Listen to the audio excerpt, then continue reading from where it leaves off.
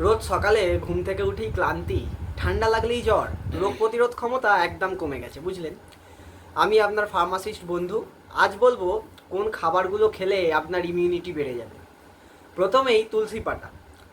রোজ সকালে উঠে 2-3টা তুলসী পাতা চিবিয়ে খেলে ভাইরাস ব্যাকটেরিয়ার আক্রমণ কমে, যা শরীরকে ইনফেকশন থেকে বাঁচায়। দ্বিতীয়, আদা আর হলুদ। আদা আর হলুদ একসাথে দুধে ফোটান, এতে থেকে অ্যান্টি ইনফ্লেমেটারি কম্পাউন্ড, যা শরীরকে ব্যথা, ফোলা, জ্বালা, যন্ত্রণা থেকে বাঁচায়। তৃতীয়, লেবু, আমলকি। এগুলোতে আছে প্রচুর পরিমাণে ভিটামিন সি, যা আপনার ইমিউনিটিকে শক্তি দেয়। চতুর্থ, রসুন। রসুনে থাকে অ্যালিসিন, যা ব্যাকটেরিয়া আর ভাইরাস দুটোর বিরুদ্ধেই কাজ করে। তাই শুধু বাজারের সাপ্লিমেন্ট নয়, প্রকৃতির এই খাবারগুলোই আপনার শরীরের আসল ঢাল।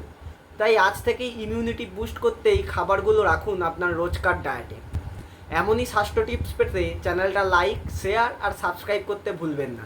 আমি আছি আপনার ফার্মাসিস্ট বন্ধু, আপনার সাথে।